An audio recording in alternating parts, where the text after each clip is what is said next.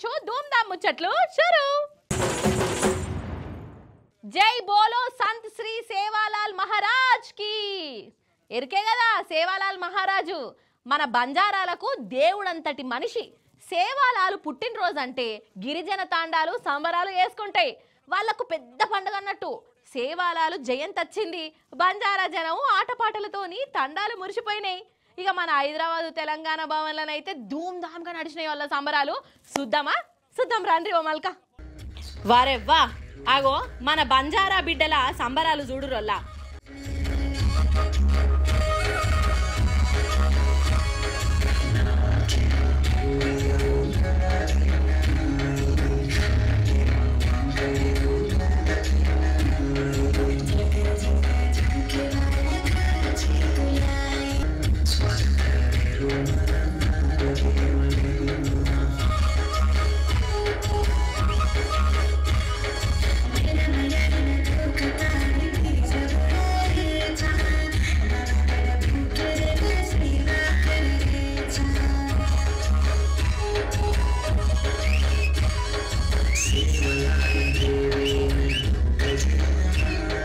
మన మాలోతు కవితక్క సత్యవతక్క కూడా బంజారా బిడ్డలతో కలిసి డాన్సులు చేస్తున్నారు కదా.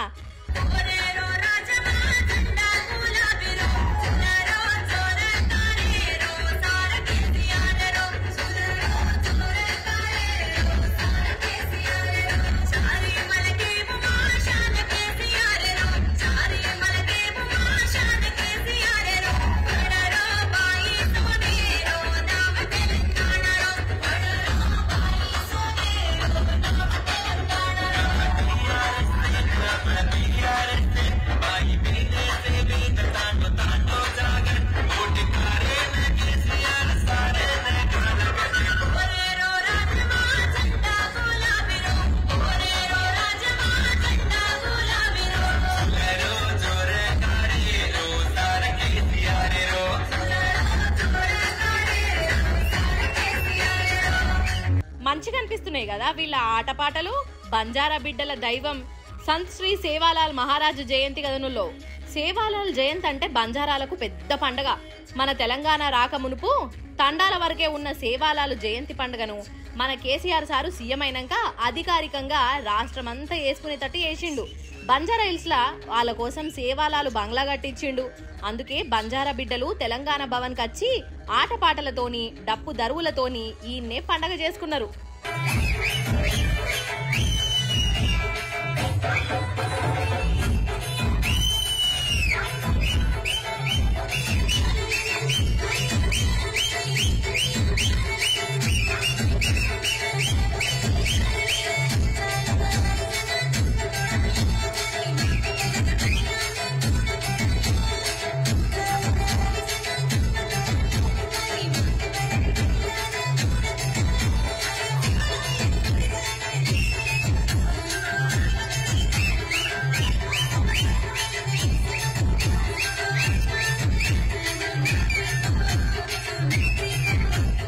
సేవాలాల్ జయంతి ప్రతి తండాలో ప్రతి ఊర్లో నిర్వహిస్తూ ఉన్నారు.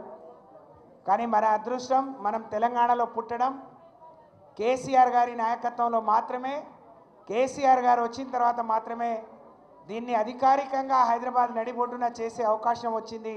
సేవాలాల్ని గుర్తించి మరో సేవాలాల్గా గిరిజన జాతికి అండగా నిలబడ్డ కేసీఆర్ గారికి కూడా పాదాభివందన.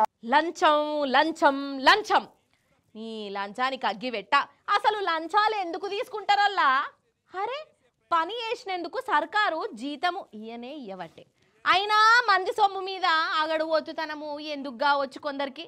అవునా కాదా మీరే చెప్పుండ్రల్లా. ఇక ఈ లంచాల మీద ఎన్ని సినిమాలు వచ్చినా, ఎంత మంది దొరికినా, ఎంత గనము ఇజ్జతి తీసినా కొందరైతే అస్సలు మారతలేరమ్మా. భయం అనేదే లేకుండా అవుతున్నది. ఏందో ఏమో పో మనుషులు. అయితే ఇప్పుడు మనము పెద్దపల్లికి పోదాం రాను రోజుల అర్జెంటుగా. ఒక అన్న లంచాల మీదనే పోరాటం చేస్తాడు. అది కూడా ఉత్తపచ్చగా కాదమ్మో, ఎట్లనో చూడాలి మీరు. జప్పున చూసేయండి మరి జల్దినా.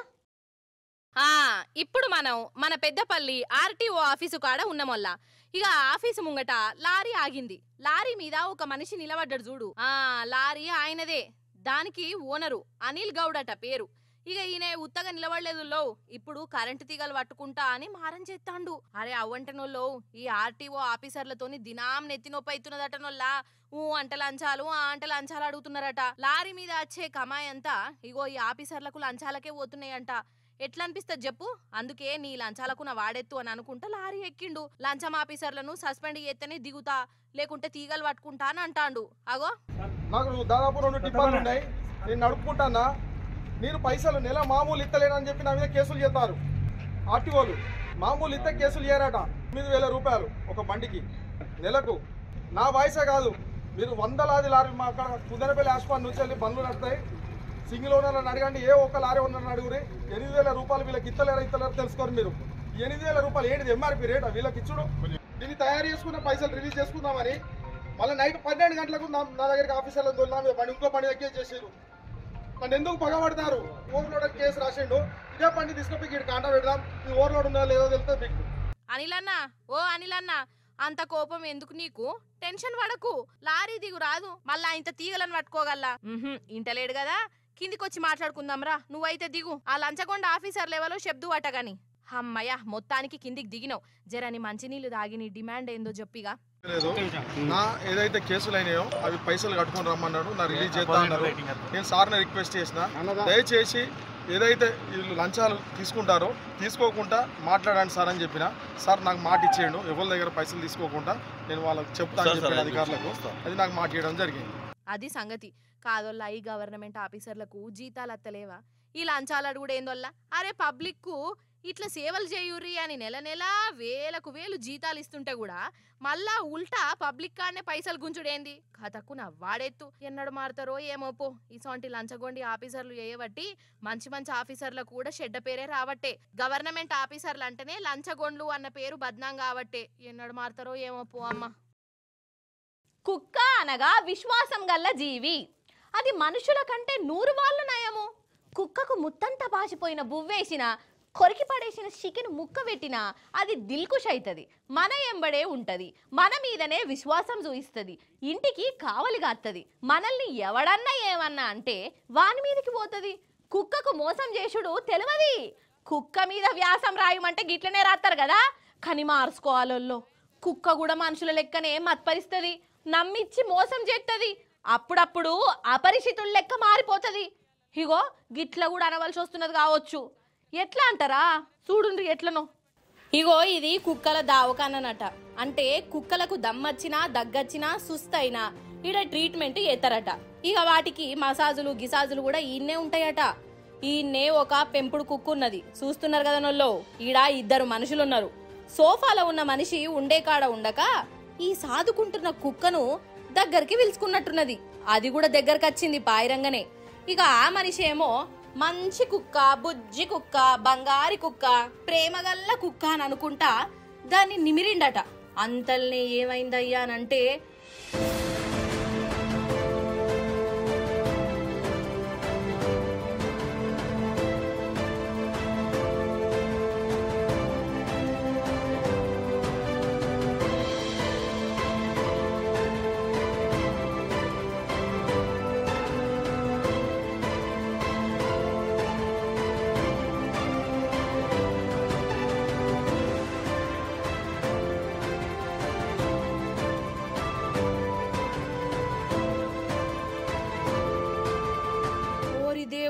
ఏంది అసలు? ఇది కుక్కనా లేకుంటే దయ్యమా?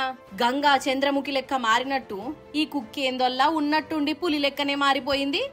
చిరుతపుల ఆత్మగిట్లా ఆవహించిందా ఏంది? పాపం ఆయనను పట్టుకొని గుంజనే గుంజుతున్నదోల్లో. అస్సలు ఇడిచిపెడతలేదు కదా. ఇంకొకడేమో ఆడికెళ్ళి పరారైపోయిండు. ఈయన ఆగబట్టిండు గాని అయినా ఆగుతలేదోల్లా. ఏదో పాత పగ ఉన్నట్టే మీదికి మరల పడ్డది. ఇక ఎట్లనో గట్లా దాన్ని అవతలకు నూకి దర్వాజా బంద్ పెట్టుకొని మోస తీసుకున్నాడు.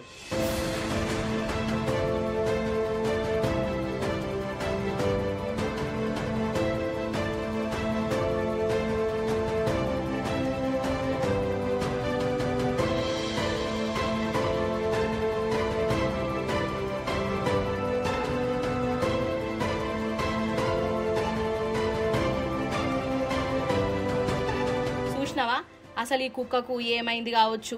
ఆ మనిషిని చూస్తేనే దీనికి ఏం యాదికి వచ్చింది అయి ఉండాలి. అసలు ఏమన్నా యాక్టింగులు చేసిందా ఆ కుక్క? మంచి దాని లెక్కనే దగ్గరికి పోయింది, మంచిగా ఉన్నట్టున్నది, మరలా వాడనే వాడింది. ఎన్ని లచ్చలు పోసుకున్నారో దీన్ని. దీనికన్నా వాడల పొంట తిరిగే కుక్కలు నయం అనిపిస్తున్నదో. వాటికన్నా చికెన్ బొక్కనో మటన్ ముక్కనో ఇచ్చినామంటే ఇంటికి మంచిగా కావాలిగా అత్తయ్య. లచ్చలు పోసి కొనుక్కున్న కుక్కనేమో ఇగో గిట్ల మరలా వాడబట్టే. ఏ మాట కామాటేనల్లా రోడ్డు మీద తిండి ఏం తింటాం అని అంటారు కానీ గప్చుప్ బండి కనబడితే మాత్రం పానం అటే కొట్టుకుంటుంది వల్ల. అసలు ఆ గప్చుప్లో ఉన్న మహత్యం ఏందో అర్థం కాదు కానీ కడుపులో పడితే పానం అంత ఇట్లా నిమ్మలం అనిపిస్తుంది వల్ల. నాకు ఒక్కదానికేనా లేకుంటే మీకు కూడా గిట్లనే ఉంటుందా? సరే, ఇక ఇప్పుడు ఈ గప్చుప్ల ముచ్చట ఎందుకు తీసినో చెప్తా కానీ అయితే ఈ నడుమ కొన్ని ఆఫర్లు ఉంటాయి వల్ల. అయ్యో సపోజ్ ఓటీటీ ఆఫర్లే అనుకో, 1000 రూపాయలు కడితే ఏడాదంతా ఫ్రీ అని, 6 నెలలు ఫ్రీ అని ఇగో ఇట్లా ఆఫర్లు ఉంటాయి కదా. ఇగో ఇసాంటి ఆఫర్లు ఒక గప్చుప్లకు కూడా పెట్టిండోల్లా ఒక భయ్య. ఇక మరి అది ఏం ఆఫరు? ఆ ఆఫర్లా ప్యాసుదాలో అనాలనా అద్దా? ఏది ఓ మళ్ళీ కరుచుకొని వద్దాం రాండ్రి. ఆఫరు బాబు ఆఫరు, బంపర్ ఆఫరు, ఆలోచించిన ఆశాభంగం. మళ్ళా మళ్ళా రాదు ఈ ఆఫరు, పానీపూరిల ఆఫరు. ఏందవ్వా ఆఫరు? కొంపదీసి 10 రూపాయలకు 20 గప్చుప్పులు ఇస్తాండా, లేకుంటే కట్లీసి కొంటే గప్చుప్పులు ఫ్రీకి ఇస్తున్నాడా అని అనుకునేరు. అది కాదుల్లో, ఈ గప్చుప్ బండాయినే కనీ విని ఎరుగని ఆఫర్ పెట్టిండు. అదేందయ్యా అని అంటే 99,000 రూపాయలు కడితే ఈ బండాయిన కాడ జీవితాంతం గప్చుప్పులు ఫ్రీగా తినచ్చట. అరే అవ్వంటనోళ్ళ 99,000 రూపాయలు కట్టు, నువ్వు చచ్చేదాకా నా బండికాడనే గప్చుప్పులు తిను అని అంటాండు. చూసినవా, ఆఖరికి గప్చుప్లకు కూడా లైఫ్ టైం ఆఫర్లు వచ్చినాయి. ఇక ఇసాంటి ఆఫర్లు ఫోన్ రీఛార్జ్లకు, ఓటీటీలకు, బట్టలకు ఉంటాయి కానీ గప్చుప్లకు కూడా పెట్టి బండినే ఫేమస్ చేసుకున్నాడు పోన్రి. అన్నట్టు మీకు కూడా ఈ ఆఫర్ కావాలన్నా అనొల్లా? అయితే నాగ్పూర్కు పోవాలి. నాగ్పూర్ రోడ్ మీద ఈ గప్చుప్ బండి ఉన్నది. 1000 రూపాయలు తక్కువ 1,00,000 రూపాయలు కడితే ఈయనే ఒక రసీదు ఇస్తాడట. కథమిగా ఆయన ఇచ్చుకుంటా పోతాడు, మనం తినుకుంటా పోవాలనంట.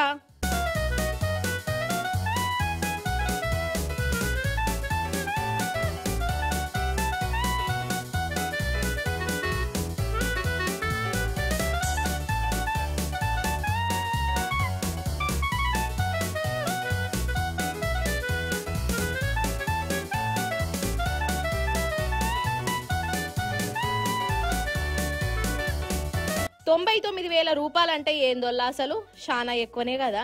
అయినా కానీ ఇద్దరు ఆల్రెడీ మెంబర్షిప్ తీసుకున్నారట. ఇక ఈ బండి అయిన కాడ అంత బరాబరే గాని మరి మనం జీవితాంతము ఈయన గిట్లనే గప్చుప్ బండి పెట్టుకొని ఉంటాడా?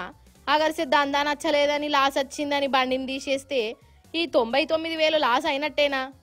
ఏమంటవే పెద్ద మనిషి అని అంటే, నమ్మకమే జీవితం, జీవితమే నమ్మకం అని ఒక భారీ డైలాగ్ కొడతాండు. అది అన్నట్టోళ్ళ ఈ గప్చుప్ ఆఫరు. అవు గాని గ్యాస్ బుగ్గలతో ఆడుకున్నారోళ్ళ మీరు? అయ్యో గదేనోళ్ళ గాలిలో లేస్తే చూడు హైడ్రోజన్ బుగ్గలు అంటారు. ఇక ట్యాంకు బండ్ కాడికి పోతేనైతే ఓయమ్మనే బొచ్చడు మంది అమ్ముతుంటారు అవి. అదేందో పైసలు పెట్టి కొనేటోళ్ళు కొంటారు, జరసేపు పట్టుకుంటారు, మళ్ళీ మా ఇల్నే వాటిని ఇడిచిపెట్టేస్తారు. ఇక అట్లా పైసలు ఇచ్చి బుగ్గలను ఇడిచిపెట్టి సంబరపడు అదేం ఆనందమో నా చిన్న మెదడుకు అర్థమే కాదల్లా. అయితే ఈ గ్యాస్ బుగ్గలతోని సంబరమే కాదల్లో, సావు కూడా అత్తాంది కాదల్లా. ఆగా చూడండి ఎట్లను. నిజంగా ఎప్పుడు ఏమైతుందో ఎవ్వరు చెప్పలేరోల్లా. అప్పటిదాకా అంత మంచిగానే ఉన్నట్టు అనిపిస్తుంది, మా ఇల్నే ఎటమటం అవుతుంటాయి. అంతెందుకొల్లా, ఇగో ఈడ ఒక ఫంక్షన్ నడుస్తాందా, నేపాల్ దేశమట. అక్కడి ఉప ప్రధాని ఈ పేరంటానికి వచ్చిండు. ఇక ఉప ప్రధాని వచ్చినందుకు డెకరేషన్లు గికరేషన్లు చేసిర్రు. గ్యాస్ బుగ్గలు కూడా పట్టుకొచ్చి సంబరపడ్డారు. ఇక ఆ బుగ్గలను పట్టుకొని మీదికి ఇడిచిపెట్టే ఉపాయం చేసిర్రు. అంతల్నే ఇగో पोखरा भ्रमण वर्ष 2025 लेखिएको छ। यो हामीले एकैछिन यहाँ प्राविधिक कारणले गर्दाखेरि मेयर साहब ఓరి నాయను బాంబు వేలినట్టే వేలినాయి కాదోళ్ళ బుగ్గలు. అసలే అవి గ్యాస్ బుగ్గలు అంటే అందులో హైడ్రోజన్ ఉంటుందట. మరి ఎందుకు అట్లా వేలినాయో గాని పెద్ద మంటనే వెళ్ళిందోళ్ళ. సన్మానం తీసుకుందాం అనుకున్న ఉప ప్రధానికి మంటలు కూడా అంటుకున్నాయి. పాపం ముఖం గాలిపోయిందంట. అప్పటికప్పుడే విమానంలా దావకానకు దొలకపోయిర్రట. ఇడ నేను చెప్పేది ఏందయ్యా అనంటే, గ్యాస్ బుగ్గలు పట్టుకొని సంబరపడుతుంటాం కదనోళ్ళ మనం కూడా. ఇక ఇది చూసినాక ఇప్పుడు ఆ బుగ్గలు అంటేనే భయం అవుతున్నది. ఏందో ఏమో పోన్రోళ్ళ, ఏదో శాస్త్రం లేదా, కాలం కలిసి రాకుంటే తాడే పామై కరుస్తుంది అని. ఆఖరికి ఆడుకునే బుగ్గలు కూడా పానాల మీదకి తీసుకొస్తున్నాయి పో. जहाँ पोखरा भ्रमण वर्ष 2025 लेखिएको छ यो यो हामीले एकैछिन यहाँ प्राविधिक कारणले गर्दाखेरि मेयर साहब ఇప్పుడు మన ధూమ్ధామ్ ముచ్చట్లల్లో చిన్నపాటి చిటుకు పొట్టుకు వైరల్ వీడియో ముచ్చట్లు చెప్తానోల్లా. ఒక బుజ్జోడు వచ్చిండు ఈ వీడియోలా. ఇక వారి శకలు చూస్తే మాత్రం మీకు కరెంట్ షాక్ కొట్టినట్టు అనిపిస్తుందోల్లా. అవి మామూలు శకలు కాదు. ఇగో ఇట్లా కూర్చొని చెప్పు నాతోని కాదు కానీ డైరెక్ట్గా ముచ్చటేందో మీరే చూడురి. నిజంగా చిన్న పోరలతోని శితం నెత్తి నొప్పి ఉండదోల్లా. వాళ్ళు ఉండే కాడ ఉండనే ఉండరు, మనల్ని పరిశాన్ చేస్తారు. ఇగో సంటోడు చూడుండ్రోల్లా ఒక దుఃఖనం షట్టర్ కావచ్చు. షెయితో ఇటు దిప్పుడు ఆ షట్టర్ ఏమో బంద్ అవుతున్నది. పోరనికి భయమైంది. బయటికి ఉరుకుదామా అని చూస్తాండు, కాలు పెట్టిండు. అది సెన్సార్లది ఉన్నట్టున్నదోల్లా. అటెనక ఏమైందంటే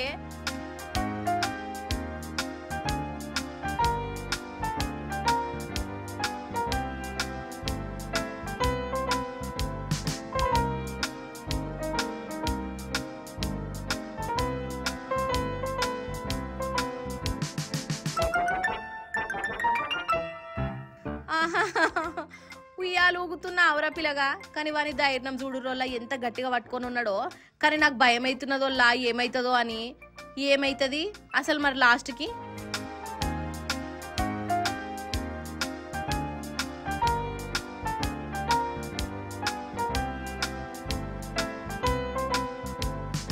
పడ్డాడా? అమ్మయ్య ఇంకేం కాలేదు. ఇదే కోతి వేషాలేస్తే కాళ్ళు ఇరుగుతాయని ఉత్తగానే అంటారు వాళ్ళ కథగని. అందుకే నేను చెప్పేది ఏందయ్యా అనంటే పిల్లలు ఆడుకుంటున్నారు కదా అని మీ పనులలో మీరు ఉండకుర్రి. వాళ్ళ దిక్కు ఎప్పటికీ ఒక నజరేసి ఉంచాలే. లేకుంటే ఇగో ఇట్లా కొంపలు కొలంబస్ చేసినా ఎత్తరు.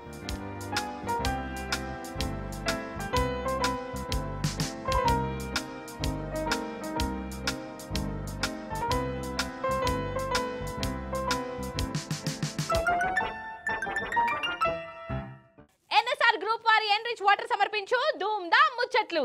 ఇవన్నటల్లో ఇయాలటి ముచ్చట్లు. ఇక మళ్ళా రేపు వచ్చేటప్పుడు ఇంకిన్ని ముచ్చట్లు తీసుకొని వస్తా. అప్పటిదాకా మీరైతే చూస్తూనే ఉండరు టీ న్యూస్. నేను ఉంటా మరి. నమస్తే.